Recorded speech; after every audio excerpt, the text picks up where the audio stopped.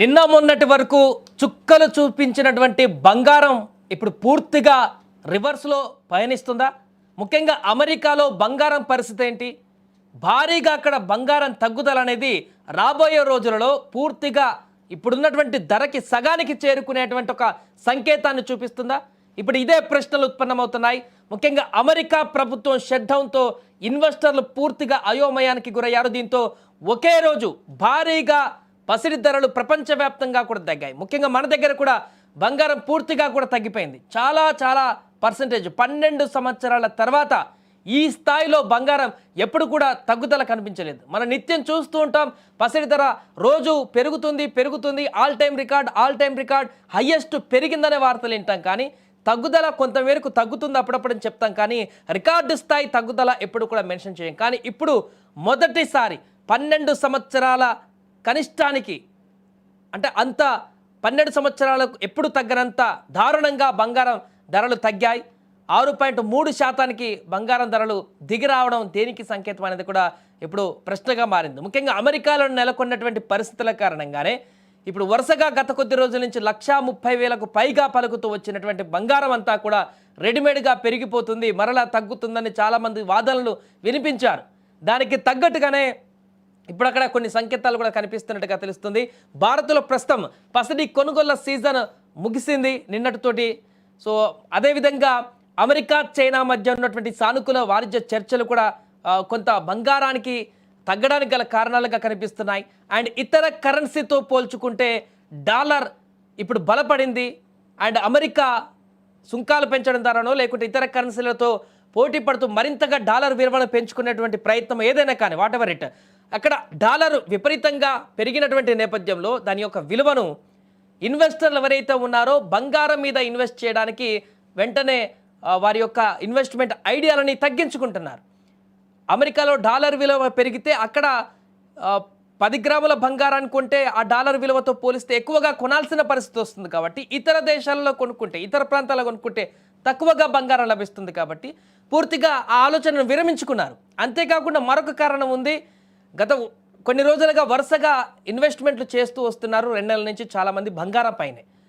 వాళ్ళందరూ కూడా all of సడన్గా ఒకేసారిగా లాభార్జన పైన ఎక్కువగా ఫోకస్ పెట్టారు. అంటే ఇప్పటివరకు వారు చేసినట్టే ₹1,00,000 ఉన్నప్పుడు ఒక 10 తులాల బంగారం మీద ఎవరైతే ఇన్వెస్ట్ చేస్తారో వారందరూ కూడా నిన్న ఎట్ ఎ టైం విత్డ్రా చేసేసుకున్నారు. అంటే అమ్మేసుకున్నారు, లాభాలకు అమ్మేసుకున్నారు. 1,30,000 దాటింది కాబట్టి మంచి ప్రాఫిట్స్ ఉన్నాయి కాబట్టి వెంటనే సేల్ చేసేసారు.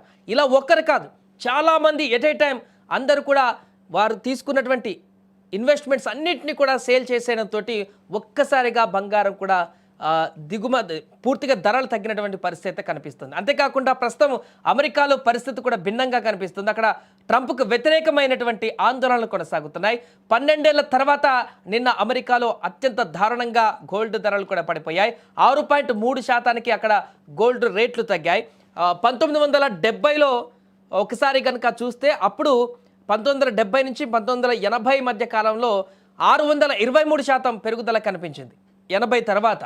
ఆ తర్వాత తగ్గుతూ వచ్చింది కానీ ఇప్పటివరకు ఎప్పుడు కూడా పెరుగుతూ వచ్చింది కానీ ఇప్పటివరకు ఎప్పుడు తగ్గలేదు. బట్ మొదటిసారి ఆ స్థాయిలో మరలా మన దగ్గర కూడా తగ్గుదల కనిపించింది.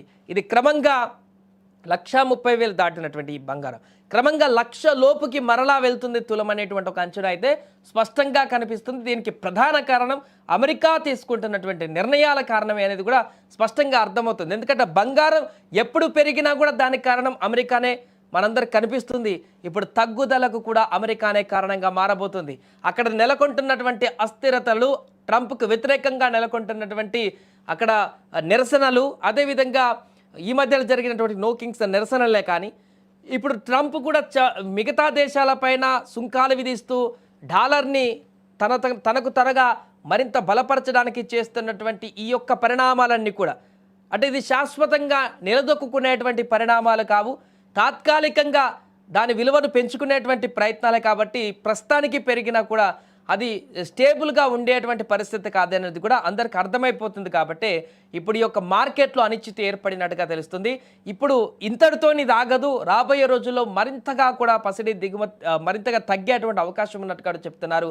అమెరికాలో రోజు రోజుకు పరిస్థితులు అక్కడ మారుతున్న నేపథ్యంలోనే ఇన్వెస్టర్లు అందరూ కూడా ఇప్పుడు గోల్డ్ వైపు నుంచి మరలా ఇతర మార్కెట్ల పైన ఎక్కువగా మొగ్గు చూపేటువంటి పరిణామాలు అయితే స్పష్టంగా కనిపిస్తున్నాయి. ఈ నేపథ్యంలోనే ఎట్ ఎ టైం బంగారం తగ్గింది.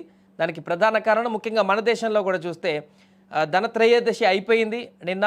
పెళ్లిళ్ళ సీజన్ కూడా ఇప్పుడు లేవు, ఇంకా చాలా రోజులు ఉన్నాయి. అండ్ అక్కడ డాలర్ విలువ పెరగడం ఇవన్నీ కూడా అంటే ఇంక ఈ నెల పాటు కూడా ఇప్పటివరకు పెరుగుతున్న వార్తలు మనం విన్నా. ఈ నెల 2 నెలల వరకు కూడా మళ్ళీ పెళ్లిళ్ళ సీజన్లు వచ్చే వరకు కూడా ఇదే తగ్గుదల కనిపించేటువంటి అవకాశం కూడా ఉన్నట్టు కూడా చాలామంది విశ్లేషకులు కూడా చెప్తున్నారు. అందుకే ఇప్పుడు ఒకటే పని చేస్తున్నారు. చాలామంది కొనిపెట్టుకున్నారు. 1,10,000 ఉన్నప్పుడు లేకపోతే అంతకుముందు తర్వాత కూడా కొన్నారు. ఇప్పుడు 1,30,000 ఉంది ఇంకా స్టిల్ 24 క్యారెట్లు అయితే వెంటనే సెల్ చేయడానికి ప్రయత్నాలు జరుగుతున్నాయి ఇవాళ రేపు. సో దారుణంగా ఇంకా భారీగా పడిపోయేటువంటి ప్రమాదం అయితే బంగారానికి కనిపిస్తుంది.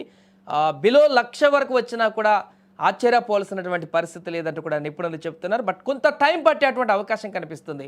అంటే ఎప్పుడూ పెరుగుతూ ఉండేటువంటి బంగారం తగ్గేటువంటి పరిణామాన్ని కూడా మనం చూడగలుగుతామా అనేటువంటి ఒక ప్రశ్న చాలామందికి ఉండేది. బట్ ఇప్పుడున్న సంకేతాలు అయితే నిజంగానే అలాంటి పరిణామాలకు దారి తీస్తున్నాయి, అలాంటి పరిస్థితులను తీసుకువస్తున్నాయి అంటూ కూడా చెప్తున్నారు. మరి ఇది ఎంతవరకు తగ్గుదల కనిపిస్తుంది? అమెరికా తీసుకుంటున్నటువంటి నిర్ణయాల కారణంగా, ఇప్పుడు అంతర్జాతీయంగా నెలకొన్నటువంటి పరిస్థితుల కారణంగా ఇది ఇంకా ఇలానే కొనసాగుతుందా, లేకుంటే దీనికి ఒక స్టేబిలిటీని తీసుకొచ్చేటువంటి ప్రయత్నం జరుగుతుందా లేదన్నది చూడాలి.